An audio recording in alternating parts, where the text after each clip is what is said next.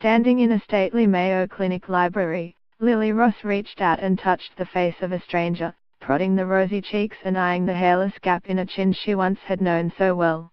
That's why he always grew it so long, so he could try to mesh it together on the chin, she told Andy Sandness, as he shut his eyes and braced for the tickle of her touch on new nerve endings in the face that had been her husband's. 16 months after transplant surgery gave Sandness the face that had belonged to Cale Rudy Ross, he met the woman who had agreed to donate her high school sweetheart's visage to a man who lived nearly a decade without one. The two came together last month in a meeting arranged by the Mayo Clinic, the same place where Sandness underwent a 56-hour surgery that was the clinic's first such transplant. With her toddler Leonard in tow, Ms. Ross strode toward Mr. Sandness, tears welling in her eyes as they tightly embraced. Ms. Ross had fretted before the meeting, fearful of the certain reminders of her husband, who took his own life. But her stress quickly melted away. Without Cale's eyes, forehead or strong cheeks, Mr. Sandness did look like him, she told herself.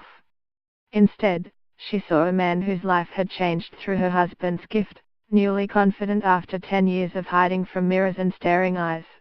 It made me proud, Ms. Ross said of the 32-year-old Mr. Sandness. The way Rudy saw himself? He did see himself like that. Mr. Sandness and Cale Ross lived lives full of hunting, fishing and exploring the outdoors before their struggles consumed them, 10 years and hundreds of miles apart.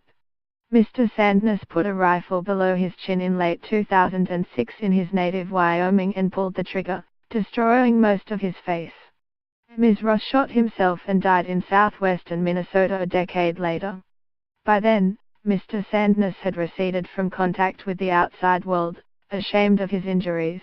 Surgeries to rebuild his face had left him a quarter-sized mouth, and his prosthetic nose frequently fell off.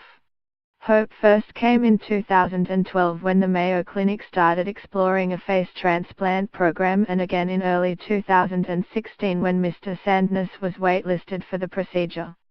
Mr. Ross already had agreed to donate her husband's lungs, kidneys and other organs to patients.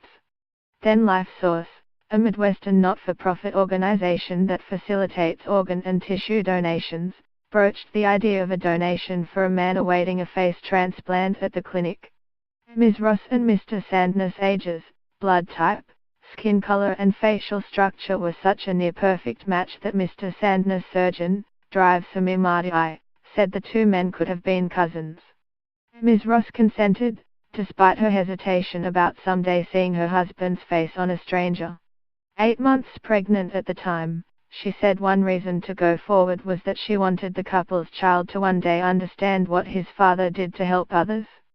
More than a year after a surgery that took a team of more than 60 medical professionals, Ms. Sandness is finding a groove in everyday life while still treasuring the simple tasks he lost for 10 years, such as chewing a piece of pizza.